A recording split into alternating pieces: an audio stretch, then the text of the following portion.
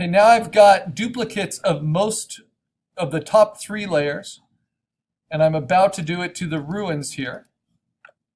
And they're already pretty dark, right?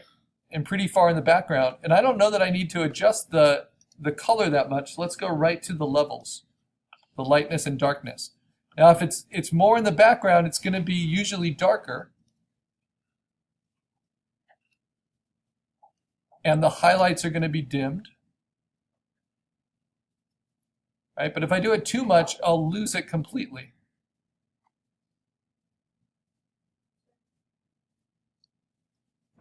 So sometimes it takes just a very little adjustment based on the reference, but it will also show you what's wrong with your reference. So when I'm looking at this, I can see that there's this big hill that I don't want, right? And it shows me that I can just simply erase it out completely without worrying about the edges because the tree helps. In fact, I can even erase at a lower opacity out to kind of fill in those gaps in the tree. Okay, next I'm going to take the misty mountains behind, make a duplicate of that. And I actually like the darkness already of them, but I don't like how colorful, how green those mountains are. So I'm simply going to go to color balance and push that a little bit more magenta, and then especially in the shadows, I'm going to try to get rid of some of the green, but not so much that they just become a black mass. You go to image adjustments. These are direct adjustments. Okay, so I think I'm pretty good for color balance now, but there's little spot areas that next I'll show you how to treat. Now I look at my sketch and I think, does it look like it's nighttime? Well, a little bit more. You know, it definitely looks like it's evening and the sun's not bright in the sky anymore. Does it look stormy? Well, yeah, a little bit more believably. Does it look chilly and cold and wet? We'll get there. Does it still look like Earth? Yeah, so we got to change that. But then there are some weird things that make it not look like night. So if I click on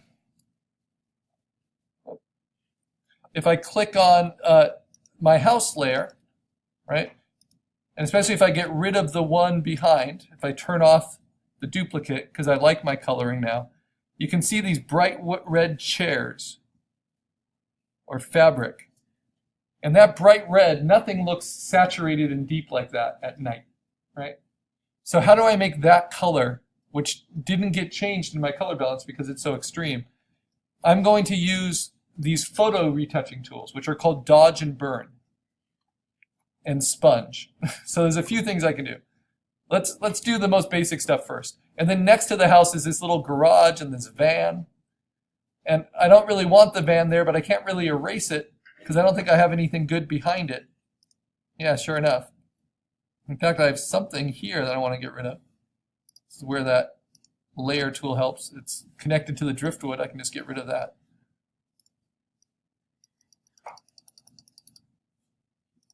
And I'm doing it at a low opacity, so let's just use the lasso. Okay, good. Now I'll get back to the house copy.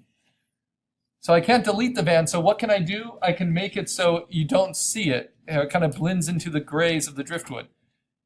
So here, how can I adjust this? What I can do is use the burn tool, and you'll see the adjustments up here. You have a nice big brush. The tablet is helpful for this, especially with a soft edge and a big brush. And we're going to spot treat that layer. So I want an exposure that's pretty dark. Usually I don't use this tool beyond 30%. But here I need it to go pretty extreme. And the first thing I'm going to do is knock back the highlights. Oh, wrong layer. Here we go. And so you see it's just like playing with levels, but I can control it with my stylus. Now if I go to the midtones, I can deepen all of those. I can go to the shadows. I can deepen them, but you see now it's just becoming a gray blob.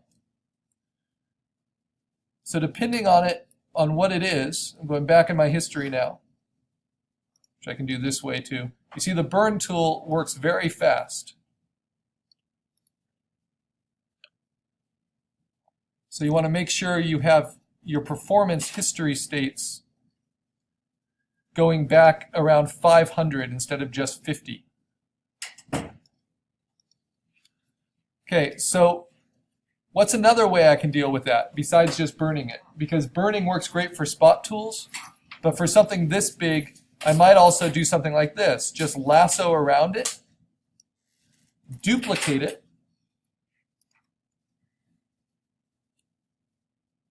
and then play with adjustments. So you're basically splitting up your reference into multiple layers that you can adjust differently.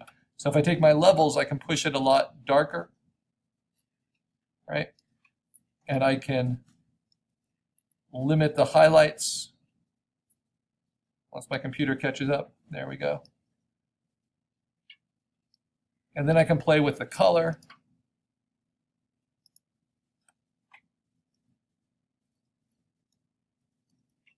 And honestly, I think it's just because that part of the photo reference was lit differently than the rest. And I might even go to a more extreme color tool because it's just still a little too colorful. I mean, that looks okay. But I might go to the hue saturation color tool and actually take out some of the intensity of the color. And that will help. Now, this is what you start realizing with your reference. You see how that reference also contains all this stuff. So I want to erase that out of my duplicate. Soft edged eraser. Kind of blend it out.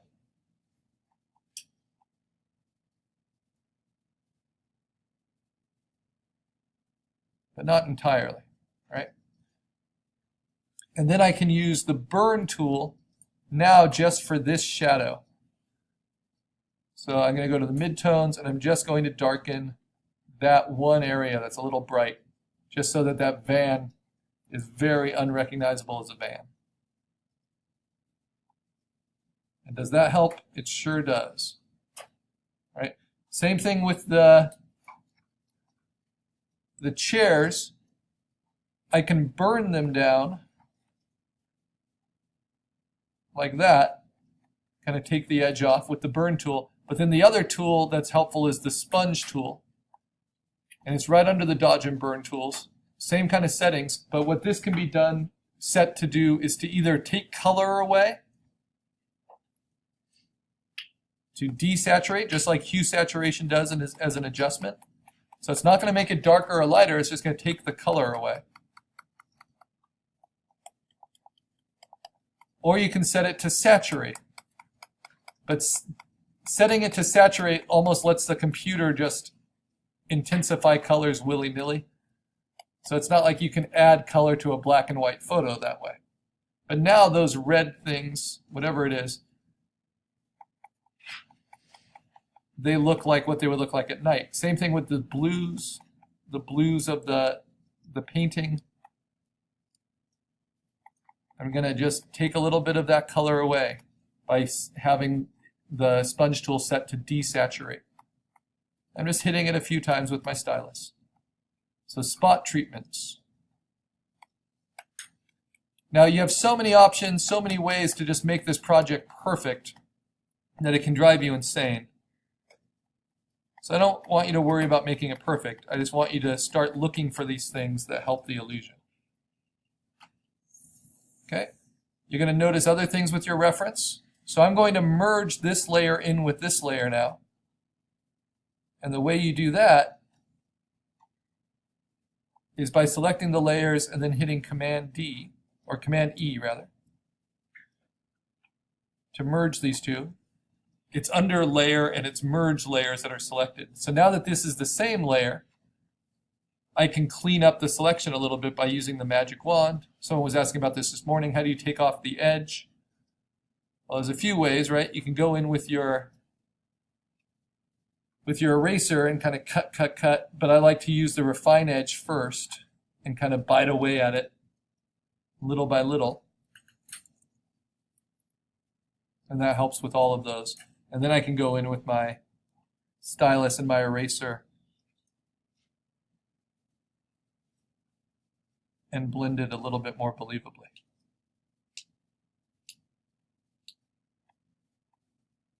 And I'm only at a 52% opacity with my eraser to show kind of this bramble of debris. All right.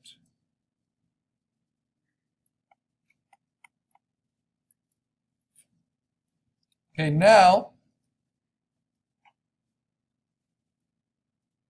we've color adjusted, we've spot adjusted. We can find other layers that need spot adjustments, like these beams in the ruins layer are a little too bright, so I'm going to kind of tone those back.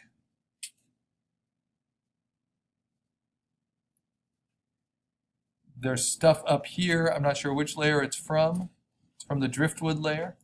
So I'm going to select all of that, circle it, delete it. So you'll find kind of free-floating, which you don't see when you're zoomed out on the computer screen. When you print it, it drives you nuts that you've left little mistakes in there. And again, we don't need to be perfectionists. We just want to have the ability to start looking for these things. Okay, now I'm going to show you the ultimate correction and patch tool, which is called the clone stamp tool. And this is a good example. So my driftwood layers, notice that I had to cut out people.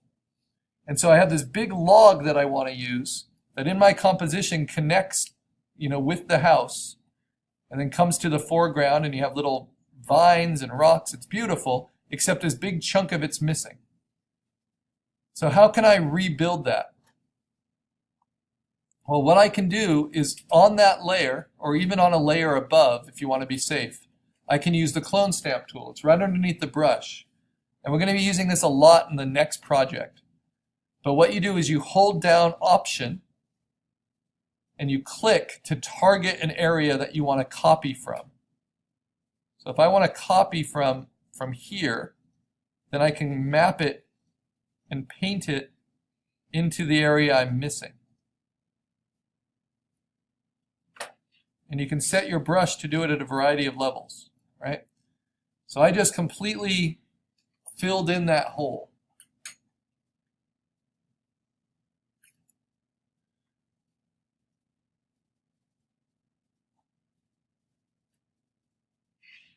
And you can set your brush to be softer edged, which is probably a good idea. And then you just kind of smooth that transition. And for organic material like this tree trunk, that works beautifully. And then, of course, erasing and overlapping is necessary, right? So I have a slightly soft-edged eraser. I only have it at 52% opacity, but it can help transition some of these elements. Anything that still has an outline around it. And you can go as much into the detail as you want. I just want this driftwood to not be so distractingly bad in the way it's transitioned that it ruins the experience of the whole composition. I have to treat all these edges a little bit more carefully now.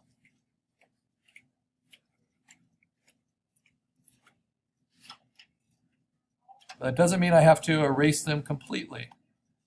I can, as long as I get rid of the hard edges, it'll stay pretty believable.